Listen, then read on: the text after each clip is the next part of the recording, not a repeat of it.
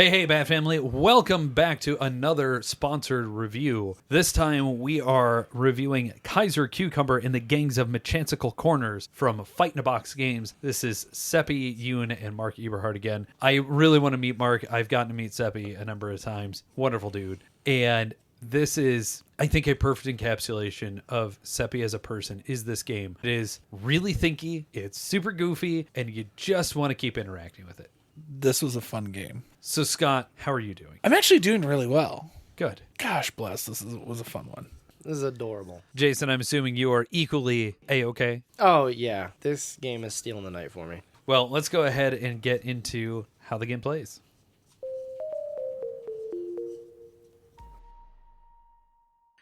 In Kaiser Cucumber in the Gangs of McChanicle Corners, you're going to play as one of a set of masterminds trying to outrun the bunny bobbies, make sure your rivals are caught by the police, or sent packing back to the streets. Also, you can steal the most loot out of the vault at the end of 3 rounds. This game was described to me as an incredibly thinky, almost social deduction filler for 2 to 4 players, and I'm honestly really good with that description. There's a lot of decisions to make in this 15-minute game. Each player is going to be given one mastermind randomly at the beginning of the game. The masterminds themselves are going to be how you score points at the end of the game, but also grant you a once per game special ability. We'll cover that one momentarily. But within the deck are 4 colors of gangs: green, blue, yellow, and red. Each color is tied to a faction of the masterminds, and these are going to be how you interact with the game as well as generating the points at the end. Each player is going to be dealt a number of cards based on the player count, and over the course of 3 rounds, each player is going to try and get the faction of their color into the vault, their rivals sent to jail, and the other 2 factions sent back to the streets. This is represented by the vault being a face-down scoring pile, jail being captured by the cops, face up, and the streets being whatever cards are left in the deck at the end of the 3rd round. There will be initial placement at the top of each round of the bunny bobbies, but otherwise play will pick up with the first player. On a player's turn, there are a few steps to follow. First, a player can choose to reveal who their mastermind is to use their special power. A player can only do this once per game, and while the powers are incredibly strong, it means that you've openly admitted what your scoring criteria is to your fellow players. This means you better be confident you can score more points by doing so than staying hidden and murky in the shadows of who you might be. Regardless of that decision, you'll then play a card from your hand, called an agent, either face up or face down adjacent to a bunny bobby card in any of the surrounding directions in an open space. You can choose to play a card face up, meaning that you'll get to activate that agent's ability, but almost guaranteeing that they'll go to jail at the end of the round, or face down, where you're just hoping they can stay that way so they can sneak into the vault. After a player's played their agent, play will continue to the next player. Agent powers can manipulate the cards that have already been played on the table, including the bunny bobbies. The round will end when either everybody has played their full hand of agents, or in the much rarer situation of no legal play being left. At this point, you'll do an end of round scoring, where any face-down cards that are adjacent to a bunny bobby are sent back to the streets, meaning they're shuffled back into the deck. Then any cards that are adjacent to an arrow on a rat, regardless of their face-up or face-down, will be sent to jail. Then any remaining cards that are face-up are going to be sent to jail. And finally, any face-down cards will sneak into the vault and be placed into that score pile. This scoring will happen at the end of all 3 rounds and will remove cards from the overall deck. Each faction is equally represented color-wise, so knowing where and when to play your agents becomes an important factor, since you might not see your own agents in a round, or they might just all be used in a single round. But the way the game scores, you can actually have none of your agents in the vault and still pull off the win with clever play. At the end of the 3rd round, you'll have your final scoring for the game. First, anybody that hasn't already will reveal their mastermind, and they will become the center of your scoring area. There's a really smooth way to do this scoring, and I like it quite a bit because it is just simply using the mastermind cards themselves. When you score out the vault, jail, and street cards, you'll simply hand the cards of the appropriate color to the player who is scoring them for each of the 3 stacks. For any of the base game characters, agents of their faction in the vault will be placed above the mastermind and score 2 points each. For the jail, you'll score 1 point for each of the rival faction and place those to the left of your mastermind, and then you'll pry apart the streets deck, and any cards that are in there will score you 3 points and be placed below your mastermind. This makes it really easy to tally up your points, and whoever has the high score is the winner. Now, normally I would mention expansion content later on in the review, but the expansion is simply a set of extra masterminds and a solo mode, and I really like this expansion. There also isn't a ton of other overhead to talk about elsewhere. The solo mode is really funny because it uses a couple of fun other characters like Barb Florentine, the Pigeon Reporter, but I'm not going to cover that here as I've not actually played the solo yet. But the rest of the expansion is broken up into the Upstanding Citizens and the Advanced Masterminds. The Upstanding Citizens are going to score points only based on 2 of the 3 categories, depending on which one you get. They don't have a color of their own, but it does mean that you're now focusing more specifically on the scoring piles rather than on the color of the cards, generally speaking. To use the Upstanding Citizen module, you simply remove one of the 4 base masterminds at random, and then shuffle in 2 of the 3 Upstanding Citizens, also at random. So you have 5 possible masterminds in play, but you don't know who is who or what is what. It leads to a more complex deduction game, so if you're looking for a little bit more bite, then this is where you're going to find it. Meanwhile, the advanced masterminds are the Mouse, Cat, Cheese, and Broccoli, representing characters from another Fight in the Box game, Mouse, Cat, Cheese, Cucumber. Broccoli here is in place of Cucumber since the good Kaiser is already in the game. But to use these, you simply swap out the 4 base game masterminds with those 4. They play largely identically to the other masterminds, but they have a different array of what colors they want to score, as well as new and different powers. This is just extra variability for the game, and I like them just to keep the game fresh from play to play. It's a very small expansion, but it will all fit in the incredibly tight box that it comes in.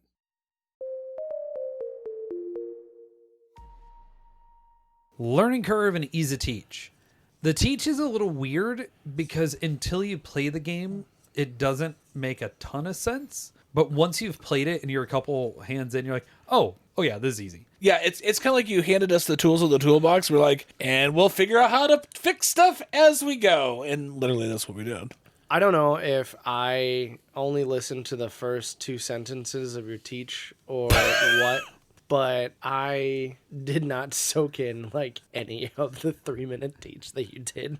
The teach was very quick and very easy, and from everybody else, comprehensive. Did I soak up any of it? Absolutely not. Besides, you need to put it next to one of these bunnies. I mean, not wrong. That's the majority of the game is put a card next to a bunny. Here's the thing. When you're looking at doing the teach, the easiest way to do it is you explain the characters. So, you have a power, whatever, but this is the color that you want face down. This is the cards you want face up. And these are the cards you want to stay in the deck. Very straightforward. And then you just kind of teach as you play. You can explain what the symbols are. Honestly, the first round or the first game, it's not a long game. So it's really a teach and play at the same time.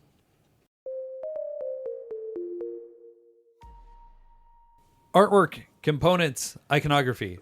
There's basically no iconography in the game. There's a couple of symbols, not a ton. It does what it needs to do. I don't think there's much else to say about iconography. The artwork is hysterical. Artwork's weird and great. Yeah, it's just strange. There's a hedgehog wearing a sweater.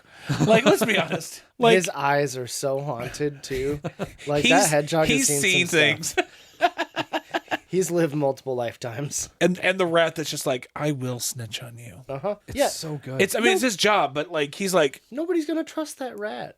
no. You see that guy and like instantly he's gonna sell you out. You can try and have him sell out the bunny cops. They don't get sold out, but he can still try. He can still try. He'll attempt it. And then there's just like a random robot olive jar. I don't know, man. That's the one that took me for a loop. All of the other ones somehow in my brain made sense. But then the olive jar really threw me. It was like the dock-working owl. Yes. yeah, that totally makes sense. These cards are simple. They are hilarious. The artwork on them portrays exactly the seriousness of the game. It was a ride to play. So only because we're talking theme and artwork right here, I will mention it. I really want to get a hold of it for us to play on Theater Geeks. There is a RPG setting of McChanicle Corners. So you could play a weird olive jar robot guy. in this crazy world. I want to know more about this world because it's only a few pieces of art, but man, it is so evocative of what is happening. I really want to try that out. What were they going through when they made this game? Because, I mean, I still love the bunnies are the cops. I still love the SWAT team. It's a bunch of bunnies with fly swatters.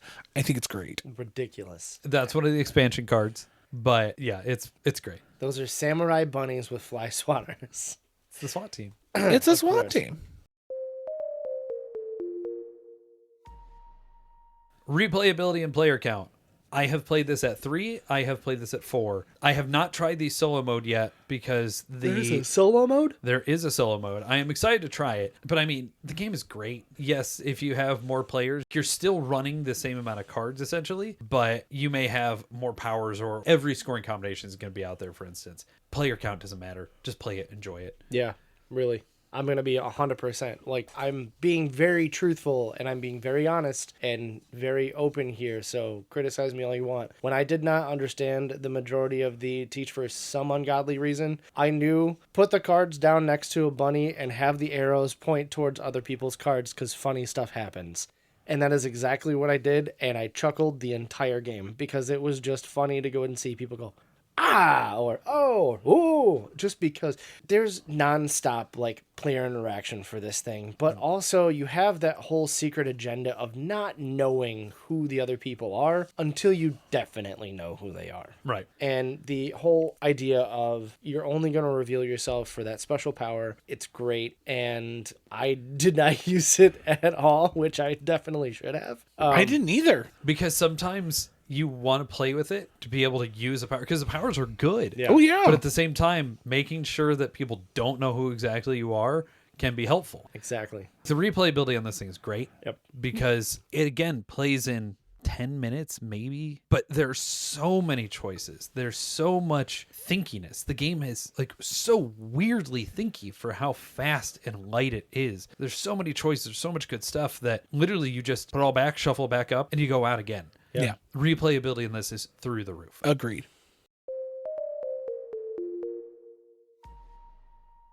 What's to like? What's to dislike? It's a fun, simple game. You don't have to take it serious. It starts and ends in a quick manner. I think it's a double-edged sword because either you're going to like that or you're not. Don't take this game seriously. Don't try to take it seriously. Please don't try Ever. to take it seriously. Barely listen to the rules. It's fine. It still works. Listen to the rules, but it was a blast. Again, because of how many things there are, one of the things I really, really enjoy about this is you want to keep your stuff out. Like you want it in the vault because if it's safe there, then that means that you're scoring the points, but you're only getting 1 point a pop. If somebody else has you as their jail, you get 2 points. That's fine. But the mixture of how can I keep my stuff out of jail, but importantly, just shove everybody else back into the deck because you don't want your cards in the deck because now you're scoring for other people. Right. But you want to throw the cards that aren't yours back in because whatever's left over, that's points for you.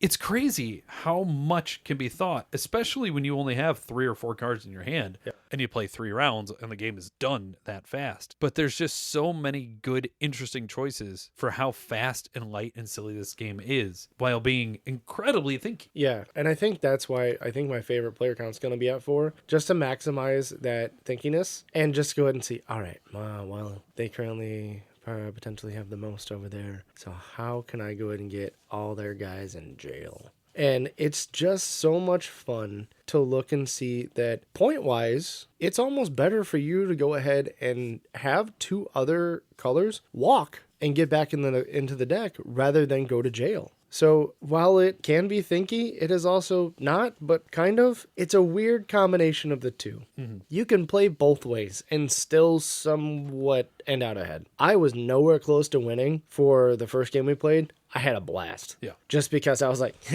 no, those guys are going to jail now. It was funny.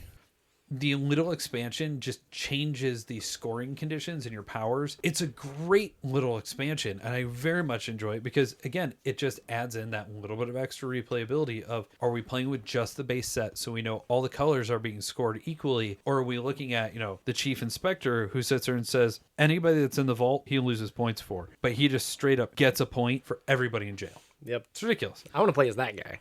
Right. right? Like small changes, it's great. I really like the expansion. I really like the game.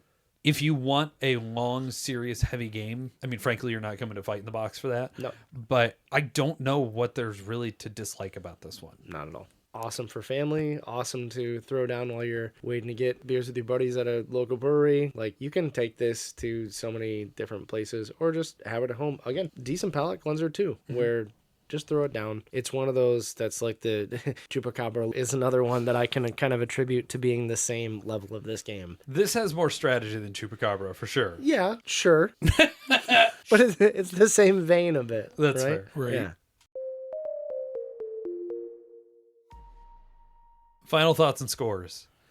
I think we're all very high on this. Yep. Yeah, this is a 9. Yeah, it's just great. It's silly, dumb fun. It's along the lines of what they did before with Puppies or Poop. I like the thinkiness of it. It's it's a step above. I can definitely agree. It's a solid 9 over here as well. It's just one of those games where you can throw down with pretty much anybody and have a good time. Look, not to, copy you guys. It's a 9 for me as well. I think the art is wonderful. I want to try more in the McChanicle Corners world. I want to see what's going on there. For me, my only thing about it is if you have somebody that is getting locked into optimization and how can I play this and what can I do? And I need, if you take this game too seriously, it will fall apart. Yep. Yes. We've said it multiple times. It is really thinky. There are good choices, but at the end of the day, you're putting a hedgehog on top of a Dockworker Owl. Yep.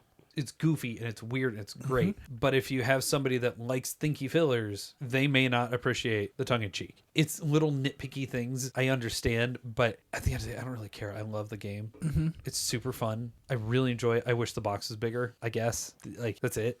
Yeah. And if you can try to find the deluxe edition, get it. I don't know why, but get it. Looks There are super apparently limited. 10 left, There's according to only their website. So grab that. Also, don't do this, but they look thick enough. You could use them as coasters. Don't use them as coasters, but that's some premium quality deluxe edition tokens to use. It's how I got to play the game at PAX with Seppi, and they have really good clickety-clack. They're great. That's fantastic. Yeah, they're great.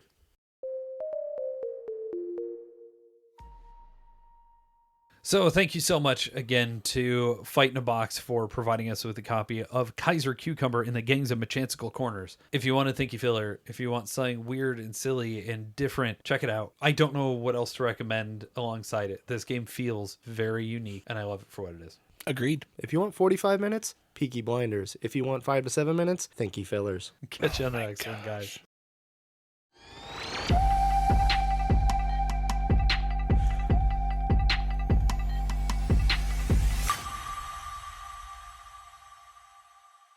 Don't look at me with that judgment.